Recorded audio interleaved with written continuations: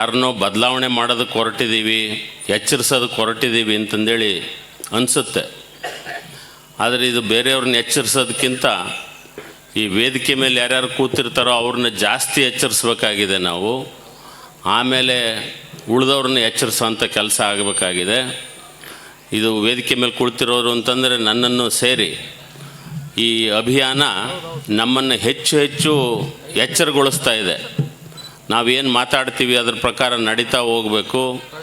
ಇದರೊಳಗಡೆ ನಮಗೇನೋ ಲಾಭ ಇದೆ ಅನ್ನೋಂಥದ್ದು ಯೋಚನೆಗಳನ್ನ ಬಿಟ್ಟು ನಾವು ಜನಕ್ಕಾಗಿ, ಸಮಾಜಕ್ಕಾಗಿ, ಎಲ್ಲರಿಗೂ ಕೂಡ ನಾವು ಹೇಗೆ ಕೊಡುಗೆಯನ್ನು ಕೊಡೋದಕ್ಕೆ ಸಾಧ್ಯ ಅನ್ನೋದ್ರ ಬಗ್ಗೆ ಚಿಂತನೆಯನ್ನು ಮಾಡ್ತಾ ನಾವು ನಮ್ಮ ಅಹಮ್ಮನ್ನು ಕಳೆದು ನಡೆಯೋದಕ್ಕೆ ಈ ಅಭಿಯಾನ ಅಂತನ್ನೋದು.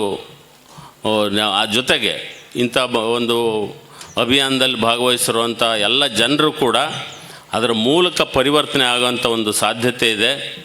ನಾವು ಯಾವುದೋ ಒಂದು ಕನ್ನಡಿಯಲ್ಲಿ ನಾವು ಒಂದು ಸರಿ ನೋಡ್ತೀವಿ, ಕನ್ನಡಿ ಒಳಗಡೆ ನಮ್ಮ ಚಿತ್ರ ನೋಡ್ತೀವಿ.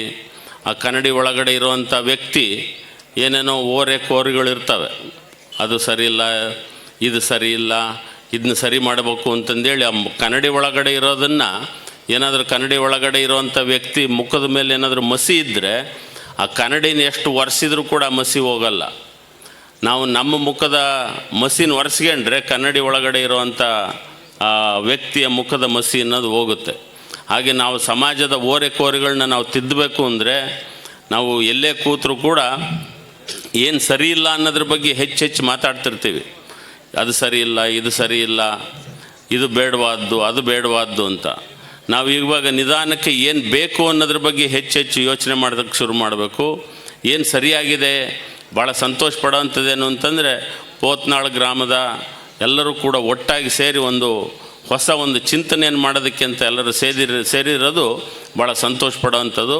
ಮುಂದಿನ ಪೀಳಿಗೆ, ಯುವ ಜನಾಂಗ ಮತ್ತು ವಿದ್ಯಾರ್ಥಿಗಳು ಇಲ್ಲಿ ಒಟ್ಟಿಗೆ ಸೇರಿರೋಂಥದ್ದು ಆ ಭವಿಷ್ಯವನ್ನು ನಿರ್ಮಾಣ ಮಾಡೋದಕ್ಕೆ ಒಂದು ಸಾಧ್ಯತೆ ಇದೆ.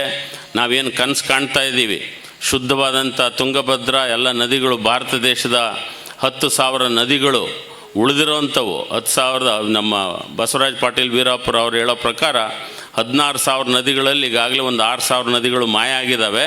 ಇನ್ನು ಉಳಿದಿರೋ 10,000 ನದಿಗಳನ್ನಾದರೂ ಕೂಡ ಶುದ್ಧವಾಗಿಟ್ಕೊಳ್ಳುವಂಥದ್ದು.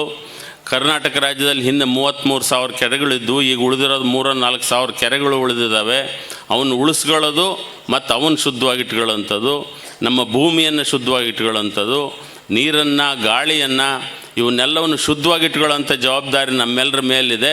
ಅದಕ್ಕೆ ನಾವು ಹೊರಗಡೆ ಕೆಲಸ ಮಾಡೋದ್ರ ಜೊತೆಗೆ ನಮ್ಮ ಒಳಗಡೆಗೆ, ನಮ್ಮ ಅಂತರಾತ್ಮದ ಜೊತೆಗೆ ನಾವು ನಮ್ಮ ಆಳಕ್ಕಿಳಿದು ನಮ್ಮ ಕೋರೆಗಳನ್ನು ಕೂಡ ತಿದ್ದುಕೊಂಡು ಮುಂದಕ್ಕೆ ಹೋಗಬೇಕಾದಂಥ ಅಭಿಯಾನ ಇದು. ನಾವು ಮಂತ್ರಾಲಯಕ್ಕೆ ತಲುಪೋಷ್ಟೊತ್ತಿಗೆ ಏನಾದರೂ ಕೋರೆಗಳಿದ್ದರೆ ಬಹಳಷ್ಟು ಕೋರೆಗಳು ಅವೆಲ್ಲವೂ ಸರಿಯಾಗಿರ್ತವೆ ಅನ್ನೋಂಥ ಭಾವನೆಯಿಂದ ಮುಂದೆ ನೀವೆಲ್ಲರೂ ಕೂಡ ಮುಂದಿನ ಊರುಗಳಿಗೂ ಬನ್ನಿ, ಮಂತ್ರಾಲಯಕ್ಕೂ ಬನ್ನಿ.